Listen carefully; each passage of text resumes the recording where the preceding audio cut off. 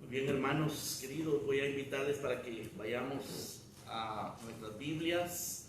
Vamos a abrir en el capítulo 13 del libro de Apocalipsis.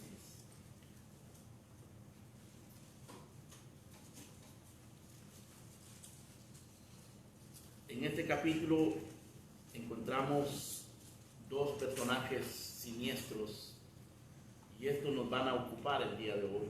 ¿Qué propósito cumplen ellos en los propósitos de Dios? ¿Qué papel juegan ellos en la vida de la iglesia, en la vida del mundo, de la historia? ¿Y qué relación tienen con Satanás? Porque hay una relación muy estrecha entre Satanás y estos personajes. Y tienen mucho que ver con la vida de la iglesia y por supuesto con los propósitos del Señor. Vamos entonces a ir al capítulo 13 de Apocalipsis. Y vamos a leer hasta el verso 7 del capítulo 1, verso 7, del capítulo 13, verso 1 al 7. Dice: me paré sobre la arena del mar y vi subir del mar una bestia que tenía 7 cabezas y 10 cuernos, y en sus cuernos 10 diademas, sobre sus cabezas un nombre blasfemo. Y la bestia que vi era semejante a un leopardo, sus pies como de oso, su boca como boca de león, y el dragón le dio su poder, su trono y grande autoridad. Vi una de sus cabezas como herida de muerte, pero su herida mortal fue sanada, y se maravilló toda la tierra en pos de la bestia. Y adoraron al dragón que había dado autoridad a la bestia, y adoraron a la bestia, diciendo: ¿quién como la bestia? ¿Y quién podrá luchar contra ella? También se le dio boca que hablaba grandes cosas y blasfemias, y se le dio autoridad para actuar 42 meses. Y abrió su boca en blasfemias contra Dios, para blasfemar de su nombre, de su tabernáculo y de los que moran en el cielo. Y se le permitió hacer guerra contra los santos y vencerlos. También se le dio autoridad sobre toda tribu, pueblo, lengua y nación. Leamos ahora el verso número 11. Después vi otra bestia que subía de la tierra y tenía 2 cuernos, semejantes a los de un cordero, pero hablaba como dragón, y ejerce toda la autoridad de la primera bestia en presencia de ella, y hace que la tierra y los moradores de ella adoren a la primera bestia, cuya herida mortal fue sanada. Amén. Muy bien, pidámosle al Señor entendimiento y pidámosle un corazón manso y sensible para recibir lo que el Señor quiere decirnos a través de esto. Oremos. Padre nuestro, gracias te damos por tu palabra. Aquí estamos frente a ella. Rogamos que ilumines nuestro entendimiento, Señor. Rogamos que doblegues nuestro corazón para recibir esta palabra con mansedumbre, con provecho para nuestra vida eterna, para nuestra vida espiritual. Te rogamos por los inconversos que la escucharán, Señor. Se convenzan también del error de vivir del lado de la bestia, de las bestias, que se vuelvan hacia ti, Señor. Te rogamos, Padre, que nos hables, porque necesitamos tu palabra. En el nombre de Jesús. Amén. Amén. Nuestro tema es obvio esta tarde, pero nos vamos a concentrar en ciertas perspectivas de estos dos personajes, porque lo que se puede decir de ellos es mucho, pero vamos a enfocarnos en ciertas perspectivas de estos personajes. Recordemos el capítulo 12 que ya estudiamos, en donde se habla de un dragón escarlata que persigue a una mujer que representa a la iglesia. El dragón es el diablo y Satanás, lo dice la misma escritura. Y el capítulo 12 que nos presenta al dragón, que es Satanás, está muy conectado al capítulo 13, están bien ligados. Ambos capítulos describen las fuerzas satánicas que engañan al mundo y que oprimen a la iglesia. En el capítulo 12, ya lo vimos, encontramos la fuente de la maldad que existe en el mundo, de la maldad engañosa, de la maldad opresiva, que está representada en ese dragón escarlata, que tiene 7 cabezas y 10 cuernos y 7 diademas en Este dragón y sus ejércitos, porque le siguen ejércitos, dice que con su cola arrastraba la tercera parte de las estrellas del cielo. Este dragón y sus ejércitos demoníacos es lo que está detrás de todo el engaño del mundo y de la hostilidad en contra del cristianismo. Este dragón y sus ejércitos demoníacos es lo mismo a lo que se refiere el apóstol Pablo en Efesios 6, cuando habla de principados, potestades, gobernadores de las tinieblas de este mundo y huestes espirituales de maldad en las regiones celestes. Pablo así lo describió. Juan acá lo describe como una bestia y las estrellas que él arrastró, y luego otros personajes que aparecen acompañando al dragón, ¿no? Al dragón y a la bestia. La obsesión del dragón en el capítulo 12 es devorar al hijo varón que está a punto de ser dado a luz por la mujer. La mujer representa en el capítulo 12 al pueblo de Dios, el hijo varón es Cristo.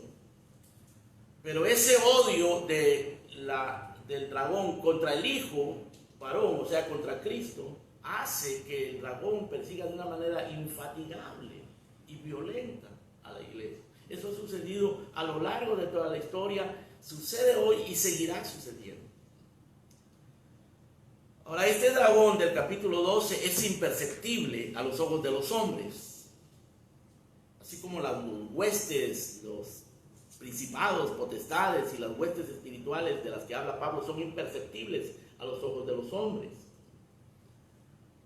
Nosotros sabemos de él, de su existencia y su operación por la palabra de Dios,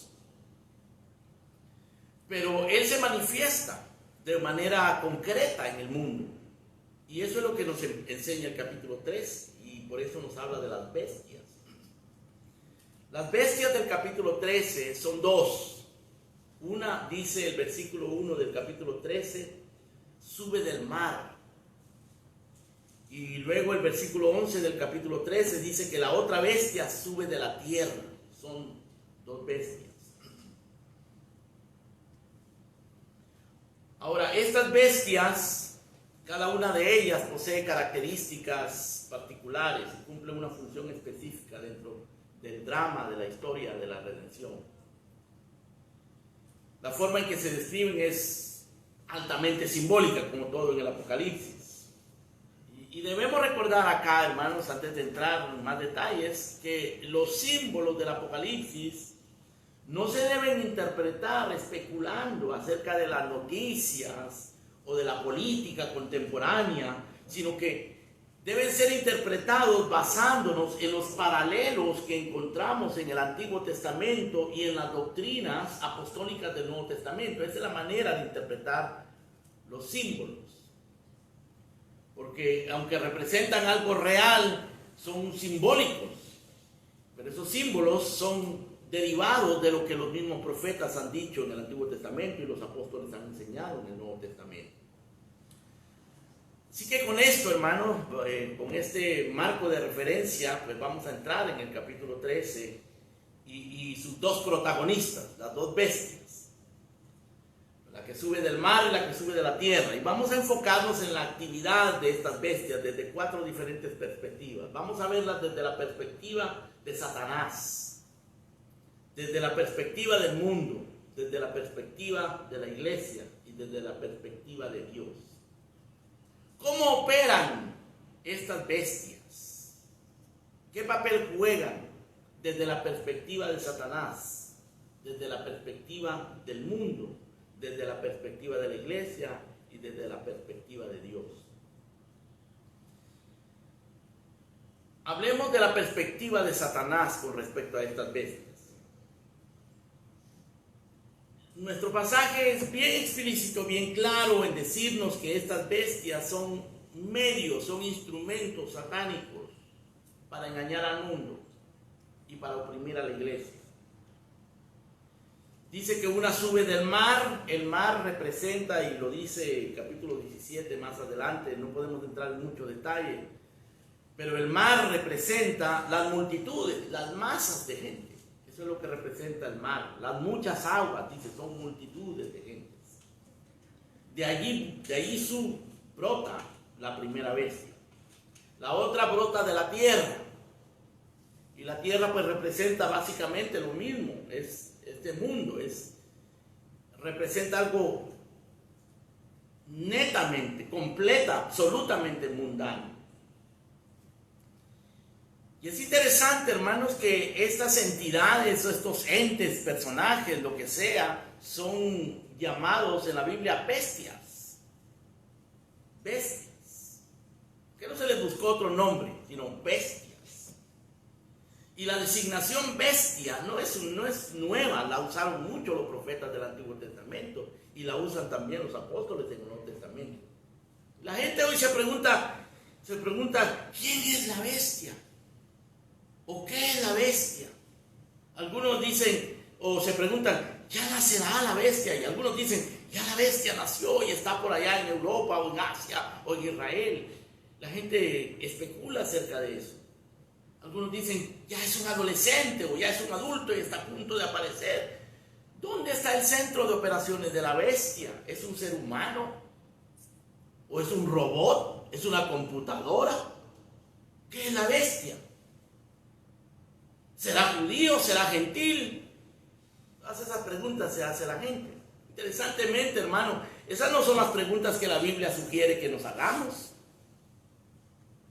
No es así como deberíamos nosotros ver el tema de las bestias, porque no es eso lo que la Escritura nos incita a preguntarnos. Y en realidad no necesitamos estar hurgando, hermano, averiguando en las noticias o buscando en YouTube a ver qué dicen los supuestos especialistas en profecía. Porque hay gente que se dedica a armar rompecabezas especulativos con versos fuera de contexto y eventos curiosos, fantásticos, y nos presentan teorías de la bestia, de las bestias, del anticristo. Lo que necesitamos no son las noticias ni los especialistas, necesitamos la Escritura. Necesitamos ver a Cristo, ver a Dios, para ver qué es lo que Él dice sobre la bestia y Dios y su palabra. En realidad, hermano, cuando lo pensamos, para los lectores originales del Apocalipsis, los primeros que recibieron el Apocalipsis, aquellos a quienes se les dedicó el Apocalipsis inicialmente, para ellos no era difícil, porque ellos conocían la Escritura y sabían que la idea de una bestia era una idea común en la teología antiguo testamentaria. Ellos veían las Escrituras y lo entendían. Además, ellos estaban sufriendo los azotes de las persecuciones de los emperadores romanos de esa época, que se portaban como bestias en contra de ellos. Porque estas bestias representan, hermano, hablando en términos de los contemporáneos que recibieron Apocalipsis inicialmente, representan a los emperadores romanos. Los emperadores romanos eran la bestia para aquellos creyentes. Se ha comprobado que Nerón, por ejemplo, era el gran perseguidor de la iglesia durante los días del Apocalipsis. Y todo concuerda con ese personaje. Así que cuando fue escrito el Apocalipsis reinaba Nerón, y en un sentido muy real, él fue una bestia para aquellos cristianos. Pero igual lo fue Calígula o Vespasiano o Domiciano, otros emperadores que persiguieron a la iglesia, reyes despóticos, anticristianos, satánicos, bestiales. En realidad, cualquier institución, cualquier gobierno, cualquier gobernante, cualquier filosofía que lleva las características de la bestia y es visible, se le puede aplicar esto. Pero hermanos, en realidad también todas las instituciones, gobiernos, líderes mundiales, aunque no manifiesten todas las características de la bestia, las llevan adentro de sí. Todos los gobernantes incrédulos llevan dentro de ellos las características de las bestias, de la bestia o de las bestias, aunque no las manifiesten de una manera evidente. Miremos, hermano, algo de lo que la Biblia dice sobre las bestias. Y de esa manera podemos entender las bestias del Apocalipsis. Cuando digo que miremos lo que la Biblia dice sobre las bestias, me refiero a lo que el Antiguo Testamento y otras escrituras nos dicen sobre las bestias. Y es una mirada muy rápida la que vamos a hacer, porque la Biblia habla mucho de bestias. Desde el mismo principio, hermano, la Biblia nos dice que Satanás ha usado bestias y los súbditos y los seguidores y los representantes de Satanás son bestias, así son representados en la Biblia, como bestias. Eva fue engañada por una bestia. Cuando Dios sentenció a la serpiente, después de que había expulsado a Adán y a Eva del huerto, después del pecado, Dios le dijo a la serpiente: maldita serás entre todas las bestias. Satanás siempre se ha manifestado a través de bestias. Y las bestias se caracterizan, hermano, porque son inhumanas, son crueles, son arrastradas por sus instintos, no por la razón, son irracionales. Son depravadas, no les importa absolutamente nada más que satisfacer sus deseos. Eso es todo. Esa es la característica de una bestia. Por eso la Biblia habla, hermanos, de los inconversos como bestias. Dice el Salmo 49:12: el hombre en su vanagloria no permanecerá, es como las bestias que perecen. El hombre en su vanagloria, el hombre sin Dios, dice la Escritura, es como una bestia que perece. En el sentido de que no es guiado, no es impulsado por la voluntad de Dios, por el Espíritu de Dios, por los mandamientos de Dios, por la gracia de Dios, sino por sus deseos, por sus impulsos naturales. Igual que las bestias. Nabucodonosor, capítulo 4, capítulo 5 del libro de Apocalipsis, del libro de Daniel, dice que en su soberbia Dios envió un juicio sobre Nabucodonosor y le dio corazón de bestia, y por 7 años él se enfermó, tuvo una enfermedad mental que lo hacía sentirse como una bestia y actuar como una bestia. Y Dios misericordiosamente lo salvó, lo restauró. Pero ahí lo que el Señor estaba mostrando, hermano, es cómo la naturaleza humana, cuando arriba, cuando escala, cuando asume esa posición arrogante, soberbia de querer ser como Dios, de sentirse como Dios, termina siendo una bestia. El profeta Daniel tuvo una visión en el capítulo 7 de Daniel, de lo cual no podemos hablar con detalle, pero la visión era de 4 bestias enormes. Dice que él veía en las visiones de la noche las bestias. Una tenía alas de águila, era como un león con alas de águila. Esta representa a Babilonia, históricamente. Otra de las bestias que Daniel vio en el capítulo 7 era como un oso, que tenía una parte más levantada que la otra, y esto representa al imperio Medo-Persia históricamente. Vio otra bestia como leopardo con cuatro alas, que representa al imperio griego. Pero dice Daniel en el capítulo 7, versos 7 y 8, ustedes lo pueden leer si quieren, yo lo leo a ustedes ahora.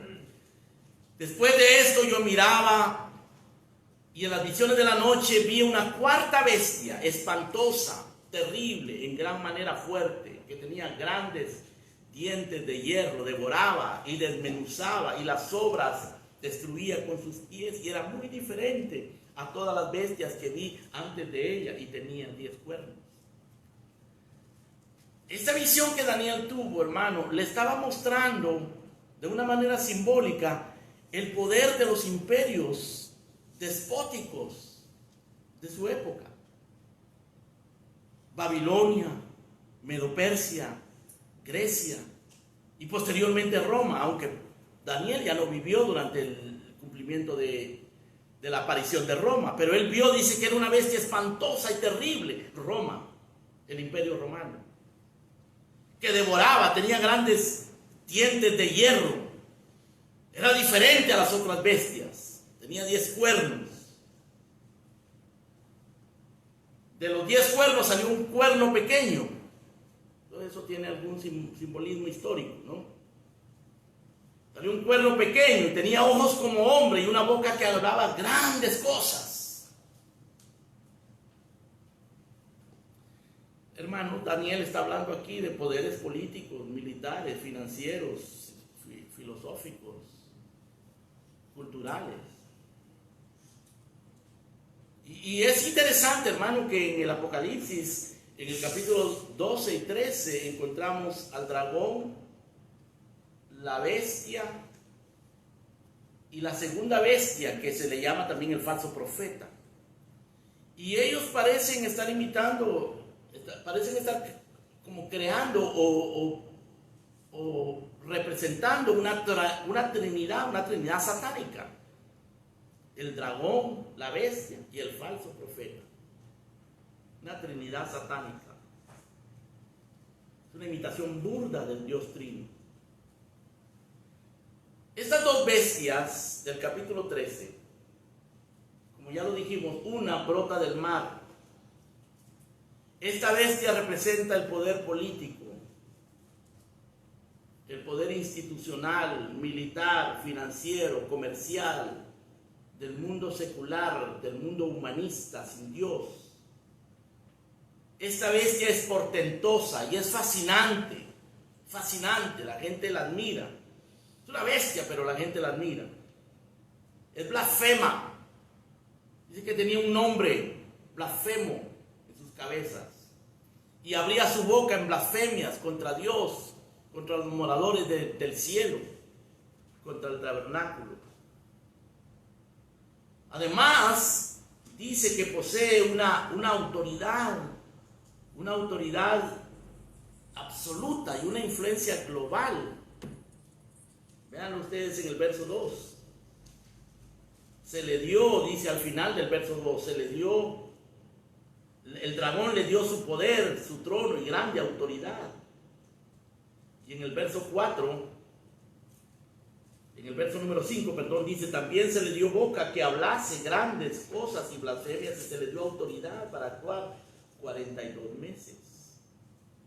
Así que esta bestia, estos poderes políticos, en el caso de los cristianos del principio, para ellos era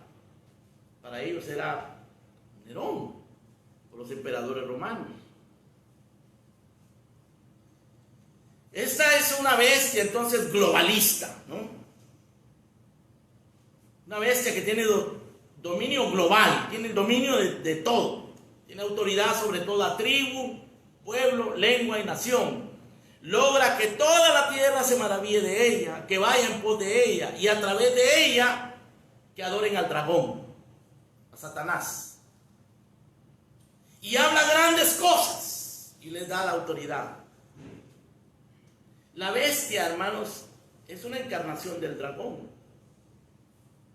Pero es una manifestación terrena, visible para los hombres, no como bestia, sino como institución. Pero la Biblia le llama bestia. Tiene 7 cabezas, tiene 10 cuernos. Así lo dice en el verso 1. 7 cabezas, 10 cuernos, 10 diademas y sobre sus cabezas un nombre blasfemo. Las cabezas significan autoridad e inteligencia satánica, ¿no? Bestial. Los cuernos representan poder, brutalidad y violencia. Las diademas significan victoria. O sea, la bestia es un animal o es un ente, es una entidad o personaje bestial, pero tiene inteligencia y tiene autoridad y es brutal, violenta y gana, vence. Domina el mundo entero y vence a los cristianos también. Mata a los cristianos.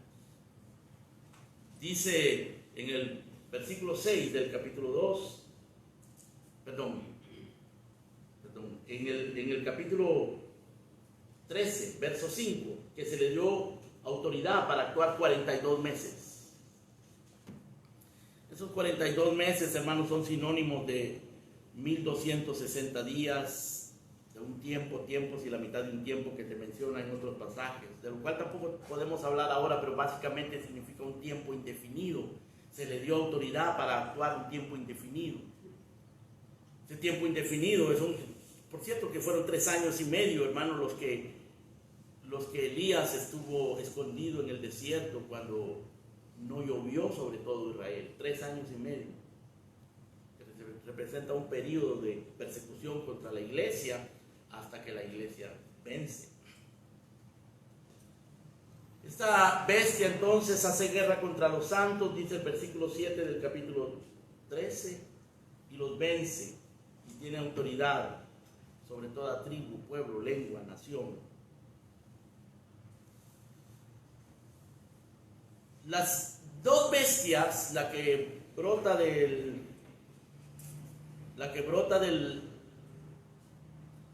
mar y la que brota de la tierra, ambas bestias son representantes, son medios para conseguir adoración, para provocar la destrucción y el engaño en el mundo. Satanás busca eso. En el versículo número 11 dice: después vi otra bestia que subía de la tierra, que tenía 2 cuernos semejantes a los de un cordero, pero hablaba como dragón. Esa es la otra bestia.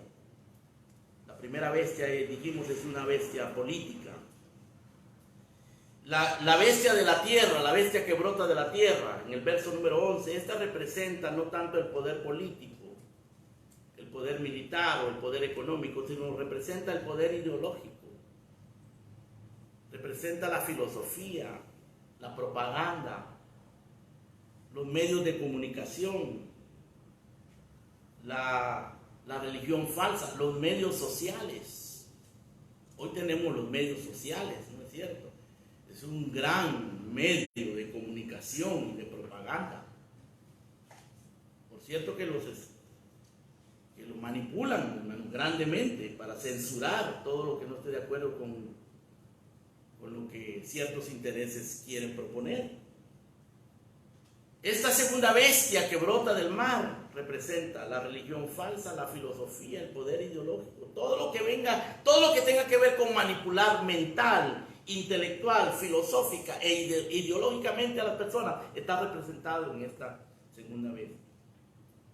Su misión, dice el versículo 11 en adelante del capítulo 13, es ejercer la autoridad de la primera bestia, dice el verso 12. Ella ejerce la autoridad de la primera bestia en presencia de ella. Hace que la tierra y los moradores de ella adoren a la primera bestia, cuya herida mortal fue sanada. Hace grandes señales, de tal manera que aún hace descender fuego del cielo a la tierra delante de los hombres. Es decir, tiene algunas manifestaciones sobrenaturales asombrosas que hacen que la gente se quede fascinada. Verso 14 dice que engaña a los moradores de la tierra con las señales que se le ha permitido hacer en presencia de la bestia. Manda a los moradores de la tierra que le hagan una imagen a la bestia. Hace una imagen a la bestia. Se le permite, verso 15, infundir aliento a la imagen de la bestia para que la imagen hablase e hiciese matar a todo el que no la adorase. No es tan cordero esta bestia, hermano. Tiene cuernitos de cordero, pero tiene boca de dragón. Crea una narrativa, crea una ideología, una forma de hablar políticamente correcta, ¿no es cierto? Una forma de decir, de concebir las cosas, conceptualiza todo: el amor, la familia, el sexo, el gobierno, absolutamente todo, la religión, a Cristo, conforme a su concepto bestial. Y el que no se ajusta lo mata. Eso es lo que dice. Verso número 15. Se le permitió infundir aliento a la imagen de la bestia para que la imagen hablase e hiciese matar a todo el que no la adorase. Y hace que todos, pequeños, grandes, ricos, pobres, libres, esclavos, se les ponga una marca en la mano derecha o en la frente, etc. Vamos a hablar de esa marca en un momento. Ok, Satanás tiene todo el control de eso, hermanos. Todo eso es operación satánica. Ahora, en segundo lugar, veamos las bestias desde la perspectiva del mundo. Las bestias son una esperanza falsa para el mundo. Lo que describe el capítulo 3 es que el mundo entero se refugia en el poder, en la gloria, en la fascinación de la bestia. Y terminan adorando a la bestia. Es decir, la religión del mundo no es la religión bíblica, no es la revelación del Dios creador de los cielos y de la tierra, es la religión de la bestia, es la religión del poder, es la religión de la política, de la ideología, de las masas. Eso es. Son una falsa esperanza. Hoy estamos viendo eso, hermano. La gente está diciendo que quede fulano porque él es la salvación. Que no quede fulano porque va a destruir la nación. La gente está asustada. La gente se asusta con el virus. O que venga la vacuna, esa es nuestra salvación. Y hay gente que en verdad piensa, hermano, que la vacuna es la salvación. O que Biden es la salvación. O que Trump es la salvación. Pero todo eso forma parte de un sistema mundano que está representado aquí. Aquí está representado. Las bestias son la falsa esperanza del mundo y su objeto de adoración. Dice que la bestia que sube de la tierra, la primera bestia, se recibió una herida mortal en su cabeza y fue sanada. Verso 3 del capítulo 3. Y toda la tierra se maravilló en pos de la bestia y adoraron al dragón que le había dado autoridad a la bestia, y adoraron a la bestia. O sea que en adorar a las instituciones, a los hombres, al gobierno, a las filosofías seculares humanistas, la gente se vuelve satánica. El problema, hermano, es que muchas personas piensan que cuando alguien es satánico está lleno de tatuajes y se ha hecho y se ha puesto cuernos en la cara, y no. Puede ser una persona muy respetable, muy educada, muy sofisticada. De hecho, todo aquel que no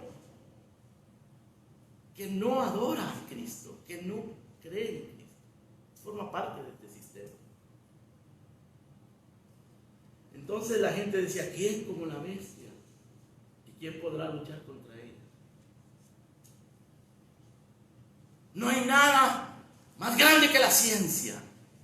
No hay nada más grande que el gobierno. No hay nada más grande que tener autoridad, que tener poder, que tener dinero. No hay nada más grande. La gente se infatúa con las grandezas humanas, que las hay muchas, ¿es cierto? Muchas. Dice que esta bestia tiene sobre sus cabezas un nombre blasfemo, pero al mundo no le importa el nombre blasfemo, no lo nota. La adoran. Se le dio que hablase grandes cosas y blasfemias, abrió su boca en blasfemias contra Dios para blasfemar de su nombre y de su tabernáculo y de los que moran en el cielo. Verso 5, verso 6. Y al mundo no le importa. Blasfeman contra Dios. La bestia blasfema. En otras palabras, relegan a Dios, su verdad, su palabra, su Cristo. En cuanto a la bestia de la tierra, estamos hablando de la perspectiva del mundo, cómo el mundo mira a la bestia. En cuanto a la bestia de la tierra es como decir el ministerio de propaganda. La propaganda. Cuidado con la propaganda, hermano. Nosotros no podemos dejarnos llevar por la propaganda de los medios de comunicación, de los políticos.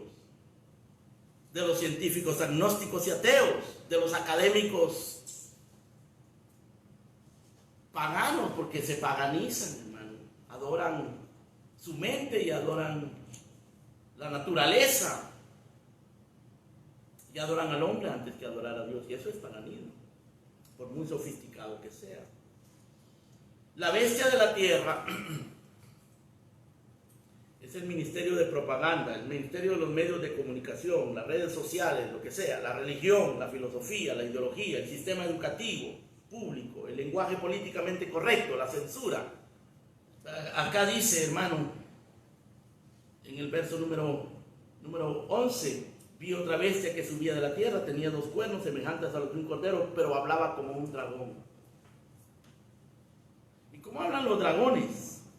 Bueno, en el libro de Génesis nosotros encontramos a un dragón que en ese tiempo era una serpiente. Dice que la serpiente antigua es el mismo dragón. ¿Y cómo hablaba la serpiente? Con mentiras. Con mentiras, muy sutilmente. Tuvo una conversación con aquella mujer ingenua. Y le dice, con que Dios dijo. Y él dice, sí, dijo. Pero él no dijo bien. Sí dijo bien. No, él no dijo bien. Él les dijo que se van a morir. No, no se van a morir. Al contrario, se van a convertir en dioses. La conversación fue muy cordial, muy sofisticada, muy educada. Pero era mentira. Así habla el dragón. Con mentira.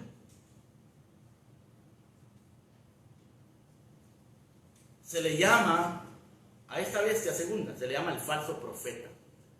No, aquí en el capítulo 13 no dice que es el falso profeta, pero lo dice, por ejemplo, en el capítulo 19-20. Si ustedes ven en el capítulo 19-20, dice: y la bestia fue apresada, y con ella el falso profeta que había hecho delante de ella las señales por las cuales había engañado a los que recibieron la marca de la bestia y habían adorado su imagen.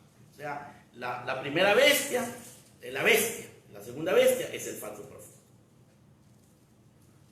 La propaganda, la filosofía, la falsa doctrina, la falsa religión.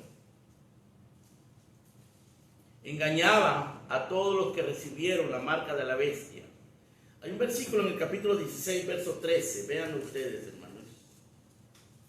Es muy sugestivo. El capítulo 16, verso 13 dice: vi salir de la boca del dragón, y de la boca de la bestia, y de la boca del falso profeta, 3 espíritus inmundos a manera de rana.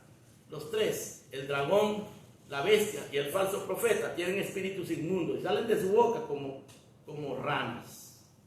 Ustedes, cuando eran niños, su mamá no les decía: deje de hablar así porque le van a salir insectos de la boca, ¿verdad? Esa es la idea, hermano. Sale inmundicia de la boca de estos seres. Dice que van a las naciones a engañar a las naciones para reunirse en contra de Cristo, en contra de Dios. Es propaganda, es falsedad. Y esta segunda bestia ejerce toda la autoridad de la primera bestia. Hace grandes señales, hace que se les ponga una marca, la marca del 666. Por cierto, hermano, el 666 es la reina de todas las especulaciones, las suposiciones, las incoherencias vanas de los falsos intérpretes. Pero el 666, hermano, es simple, es sencillo, es simplemente simboliza el intento de engañar. El número 7 es el número de totalidad. El número 6 es el número del fracaso, del intento fallido, de la parcialidad. El número 7 es lo que es completo, el número 6 es lo que es incompleto. El 666, como dice un autor, Hendrickson, es fracaso, más fracaso, más fracaso. Eso significa el 666. El número del hombre, soberbio, levantándose en contra de Dios, queriendo llegar al 7 y nunca lo va a lograr, fracasando. Es la Trinidad de la imperfección, el 666. Por cierto, hermano, todos los que siguen a la bestia reciben la marca de la bestia. Los que siguen al Cordero reciben la marca del Cordero. Vengan al capítulo 7, verso 3.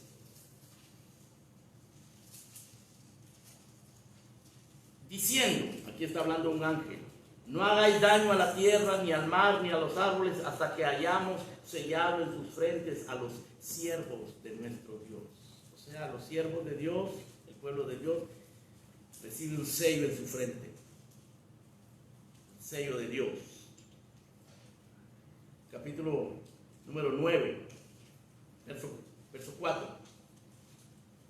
Y se les mandó que no dañasen a la hierba de la tierra, ni a cosa verde alguna, ni a ningún árbol, sino solamente a los hombres que no tengan el sello de Dios en sus frentes. Los que no tengan el sello de Dios en sus frentes van a tener el sello de la bestia y van a recibir la ira justa de Dios.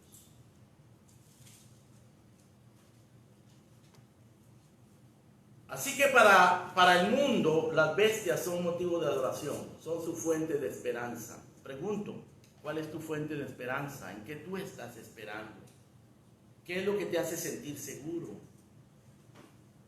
¿Qué es lo que te entusiasma y que te llena de pasión y que conmueve tu corazón y tu vida? ¿Es algo mundano? ¿O es Cristo? ¿O es Dios? Piensa en eso. Porque de eso está hablando este pasaje. ¿Cuál es tu esperanza? ¿Y cuál es el objeto de tu adoración? Para el mundo, la esperanza son los poderes terrenos, la soberbia humana, los líderes, las filosofías racionales, carnales. Y también ese es su objeto de adoración. Ahora, en tercer lugar, veamos, hermanos, la bestia desde la perspectiva de la iglesia. Ya la vimos desde la perspectiva de Satanás, desde la perspectiva del mundo. Veamos la bestia desde la perspectiva de la iglesia.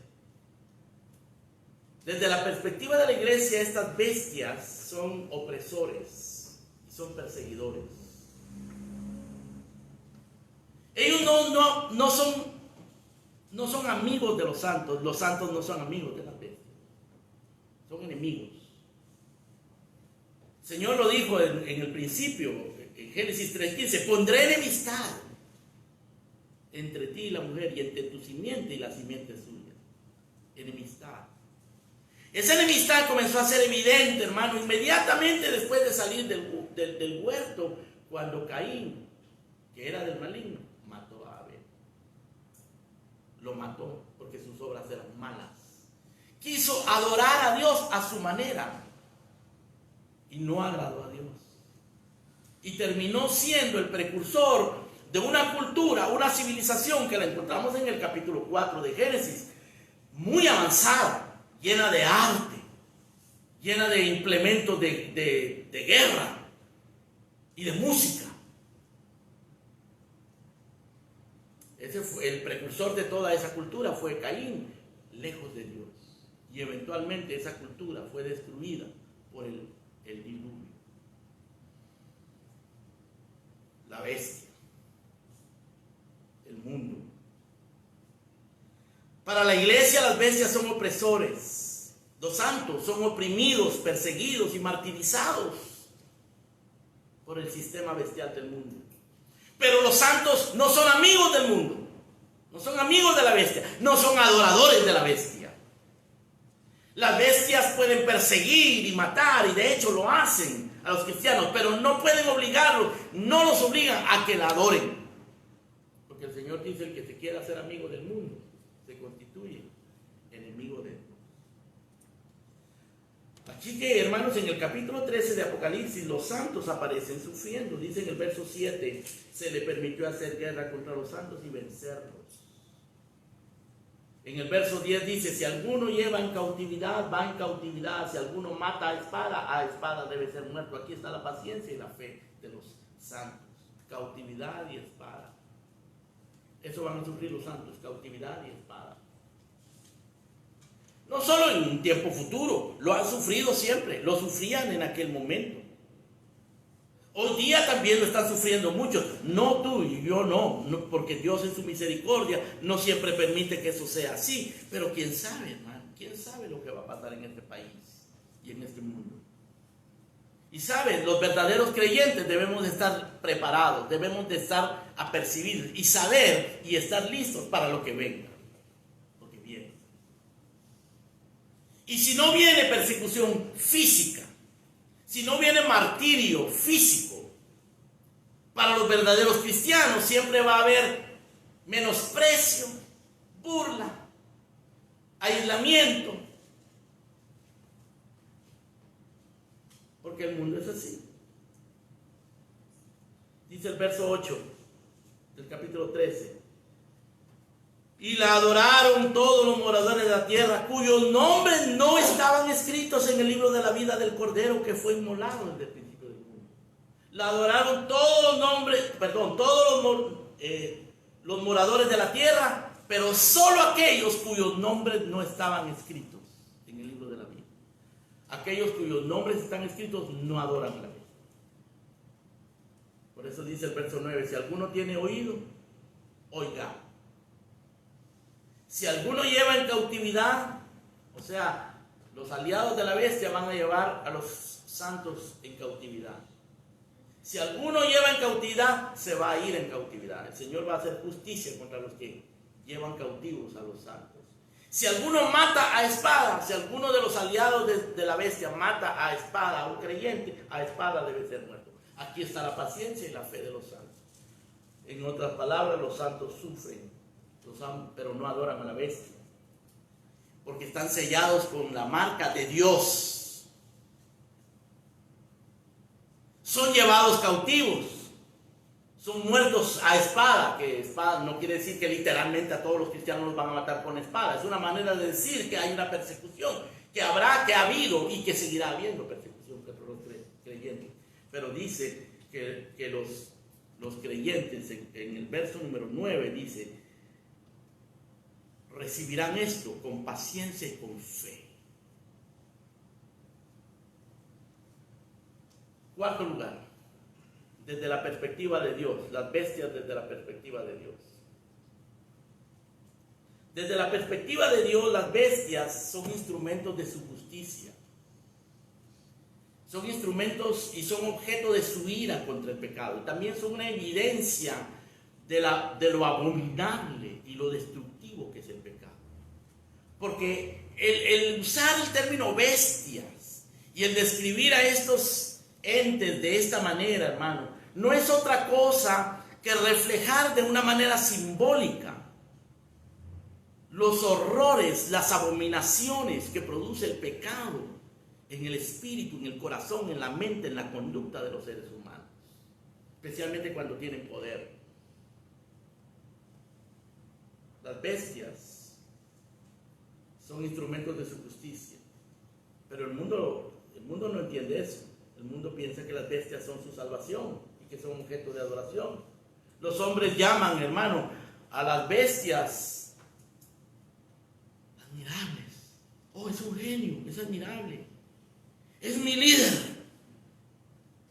mi comandante, mi presidente, el gran primer ministro, o el reverendo, o el papa, o el doctor, o el revolucionario, o mi padre, mi profeta. La gente tiene esa tendencia, pero para Dios son bestias. Son bestias si no están fundamentadas en la gracia de Cristo Jesús. Y se les llama bestias porque son la expresión máxima del pecado. Así las ve Dios, como bestias. En el Antiguo Testamento, en el libro de Daniel recibe en dos diferentes ocasiones, dos diferentes visiones de lo mismo. Recibe en el capítulo 2 la visión de los 4 imperios mundiales de aquella época, y en el capítulo 7 vuelve a recibir la misma revelación de los 4 imperios, pero en el capítulo 2 él ve una gran estatua con una cabeza de oro, brazos de plata, muslos de bronce y piernas de hierro. Una gran estatua admirable que todos adoraban. De hecho, Nabucodonosor mandó a hacer una estatua y todo el mundo la tenía que adorar cuando tocaban los instrumentos. Con la música hacían adorar a la estatua. Capítulo 2 del libro de Daniel. Pero luego Daniel tiene la misma visión o la misma revelación, pero con una diferente visión. Ya no es una estatua de oro, plata, bronce, hierro. Ahora son 4 bestias horribles. Y esto representa, hermano, cómo es que el mundo ve la soberbia humana, los poderes humanos, las facultades humanas, alejadas de Dios. Las ve admirables, deseables, pero Dios las ve como bestias. Todo lo que no honra a Dios es como una bestia delante de él. Es bestial. Está destinado a la perdición. Salmo 49, 12. El hombre en su vanagloria no permanecerá. Es como las bestias que perecen. Dice el Salmo 73, verso 22. Tan torpe era yo que no entendía. Yo era como una bestia delante de ti, dice el salmista. Yo no entendía tu voluntad, no entendía tus propósitos, no entendía tus atributos. Era como una bestia. Las bestias no entienden a Dios. Pueden entender todo lo terreno, pueden entender toda la ciencia, pueden entender todas las leyes, pueden entender todos los placeres, pero no entienden a Dios. No seas como el caballo, dice el Salmo 32, o como el mulo sin entendimiento, que han de ser sujetados con cabestro y con freno, porque si no, no se acercan. Dios muestra, hermanos, en estas bestias su justicia y su santidad. Y Dios muestra lo horrible que es el pecado, lo engañoso que es el pecado, lo destructivo que es el pecado. Y hace justicia contra esas bestias. Cuando hablemos de los juicios, que vamos a hablar después de los juicios, hablaremos del juicio, los juicios sobre estos seres. Pero déjenme concluir, hermanos, con algunas aplicaciones prácticas e importantes de esto. Ya vimos estas bestias desde la perspectiva de Satanás, desde la perspectiva del mundo, desde la perspectiva de la iglesia, desde la perspectiva de Dios. Y comencemos por decir, hermano, derivado de todo esto, que no debemos dejarnos seducir por teorías o suposiciones imaginativas en nuestra interpretación de los símbolos apocalípticos o de la escatología. No nos dejemos arrastrar por imaginación. El Apocalipsis no es un libro de última hora con códigos secretos y nuevas revelaciones esotéricas, no. El problema es que los intérpretes y los cristianos en general desconocen la Escritura. O cuando conocen la Escritura, la interpretan presuponiendo y haciendo interpretaciones desconectadas de la persona y la obra redentora de Cristo. Si tú interpretas el Apocalipsis o cualquier otra escritura desconectada de la obra redentora de Cristo y de la persona de Cristo, te vas a perder, te vas a extraviar. La Biblia es escatológica, es decir, nos habla del futuro y de lo que va a pasar en el futuro, pero la escatología bíblica es cristocéntrica, es evangélica, es trinitaria, es redentora. No es para especular, no es escatología sensacionalista, novedosa, mística, enigmática, desconectada del resto de la revelación redentora. Hay escatólogos, hermanos, que exaltan a la nación de Israel. ¿Por qué? Cristo es que debe ser exaltado. O que esperan un evento secreto. Para ellos lo que viene, el evento secreto, el rapto secreto, esa es la clave, esa es la expectativa. No, Cristo es nuestra expectativa. O peor aún, algunos dependen de supuestos especialistas en profecía, o se llenan de infatuación haciendo indagaciones especulativas basadas en eventos políticos, bélicos, contemporáneos, el virus, o Putin, o Trump, o Israel. Eso existe, hermano, en el mundo evangélico. Y nosotros debemos desligarnos de eso, debemos buscar la Escritura. Cualquier otra interpretación es rechazar, no sirve si no exalta a Cristo, no sirve. Por otro lado, en todo tiempo, hermano, en toda circunstancia, suceda lo que suceda, venga lo que venga, en términos de política, en términos de pandemia, en términos de economía, de trabajo, en términos de tu vida personal, de tu salud, de tu economía, de tu familia, de tus hijos, de tu matrimonio, venga lo que venga, pon tu esperanza solamente en Cristo, en nadie más.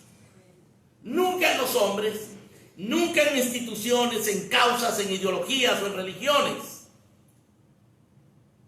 Hermanos, a veces hay políticos o científicos o ideólogos que adoptan posiciones que nosotros favorecemos como cristianos.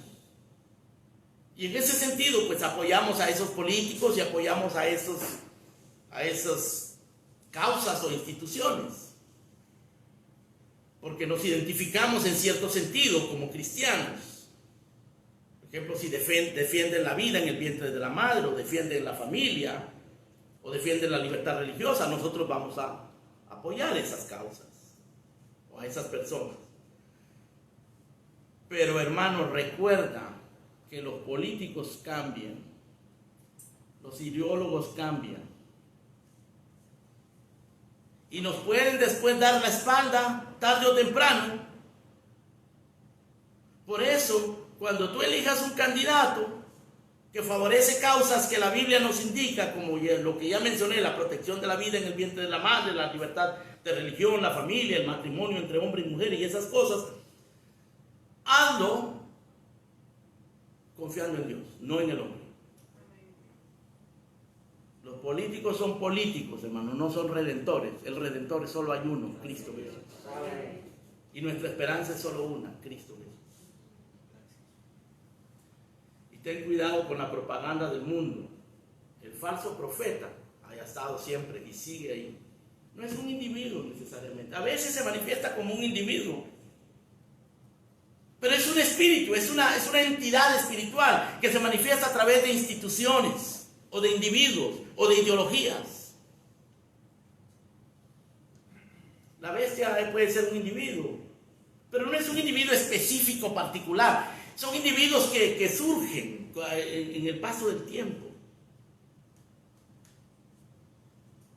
Pero ten cuidado con la propaganda del mundo, es muy poderosa. Le cambia la mente y la actitud de la gente. Lo que miras en la televisión, lo que te dicen los periodistas, lo que te dicen los políticos. Ahora que estamos en tiempo de elecciones, hermano, le lanzan a uno su propaganda, y uno dice blanco y el otro dice negro. Así, literalmente.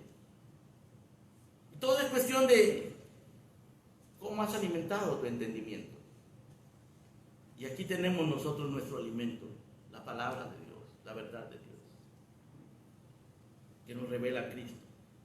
Define tu posición, define tu compromiso con Cristo, define tu compromiso con la causa de Cristo, porque Él, por un lado, aborrece la tibieza espiritual, aborrece a los cristianos indefinidos. Él dice: te vomitaré de mi boca, quitaré tu candelero de su lugar si no te arrepientes. Define tu vida con Cristo, con el Cordero. O vas con el Cordero o vas con la bestia. El Señor aborrece, hermano, es la tibieza espiritual. Pero por otro lado, si tú te defines por el Cordero, caminas con el Cordero, creces en Él, caminas en Él, eres fiel a su palabra, vas a ser perseguido. Vas a tener lucha, batalla, porque te vas a constituir enemigo del mundo. El mundo te va a aborrecer, te va a rechazar. Pero entonces somos o amigos de Dios o amigos del mundo. El que se hace amigo del mundo se constituye enemigo de Dios. Y eso es, hermano, lo que este libro nos está invitando a considerar. Que es algo crítico, es algo determinante para tu vida acá y para tu eternidad y tu caminar con Dios. Y en medio de todo lo que suceda, cuando la bestia, los poderes de la ideología secular, humanista, pagana, anticristiana, postmoderna, nos acechen, nos amenacen y nos martiricen, quizás, hermano, acuérdate del trono. Acuérdate del trono. Acuérdate que lo primero que la Biblia nos muestra es a Dios en su trono, con un libro que nadie pudo abrir excepto el Cordero de Dios, el león de la tribu de Judá, Cristo. Él pudo abrir el trono. Lo único que nos va a sostener, hermano, en medio de esta batalla de propaganda, de opresión, de engaño, de mentira, de persecución, es la visión del trono, la visión de la Trinidad, del Padre, el Hijo, del Espíritu Santo, la victoria del Cordero. Y pregúntate, ¿qué sello tengo yo? La gente dice, oh, quizás va a ser los códigos de los productos que venden, o va a ser una computadora, o va a ser la vacuna del COVID-19. No, el sello de la bestia es donde estás poniendo tu confianza. ¿En qué estás esperando? En los hombres, 666, y quizás hombres muy fascinantes, muy poderosos, muy elocuentes. 666, fracaso, fracaso, fracaso, hombre, hombre, hombre, mortal, mortal, mortal, la Trinidad del fracaso. Pero tenemos otro sello, hermano, el sello del Espíritu Santo, el sello de Dios, el sello eterno de Dios sobre sus hijos, que reciben todos aquellos que entregan su vida y su corazón a